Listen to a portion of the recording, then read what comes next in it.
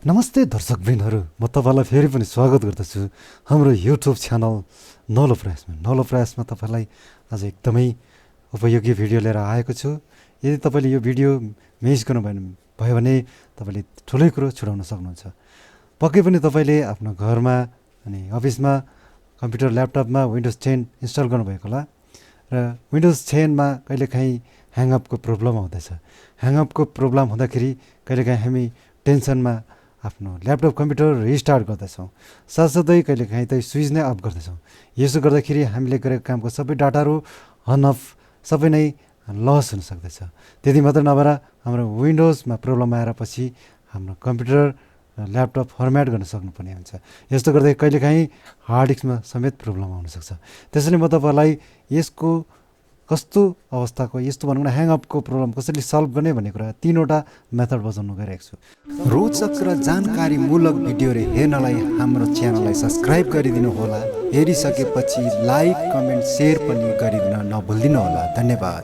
सबभन्दा पहिलो मेथड, तपाईँको माउस कर्सर चलिरहेको छ भने सबभन्दा तल यो टास्क बारमा जानुहोस्, राइट क्लिक गर्नुहोस् अनि टास्क म्यानेजरमा क्लिक गर्नुहोस्। यहाँ गर्ने बित्तिकै तपाईँले यहाँ तपाईँको कम्प्युटरको स्क्रिनमा यसरी यो इन्टरफेस देख्नुहुन्छ। यसरी तपाईँले मेसेज बक्स देख्नुहुन्छ, त्योभित्र विन्डोज एक्सप्लोररलाई तपाईँले क्लिक गर्नुहोस्। त्यसपछि त्यसलाई रिस्टार्ट बटन गर्नुहोस्।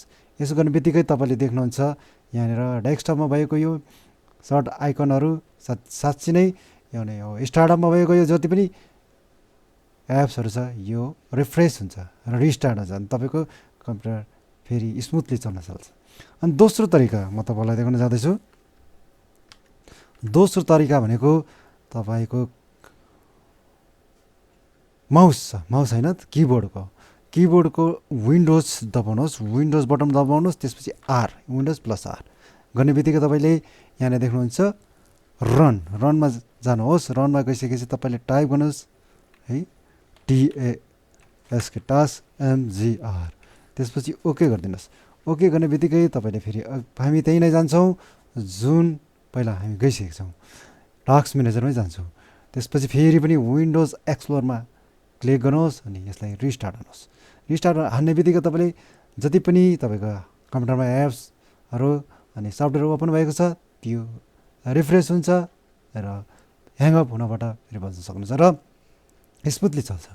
अनि तपाईँलाई अन्तिम उपाय, अन्तिम तरिका भनेको Ctrl Alt delete.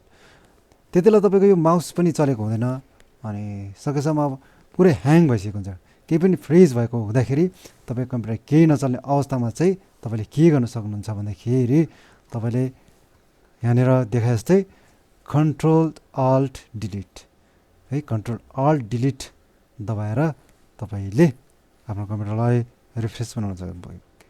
Ctrl Alt delete गर्दाखेरि तपाईँको यस्तो इन्टरफेस आउँछ। त्यसपछि तपाईँले यहाँनिर पनि जाने त टास्क म्यानेजरमै हो।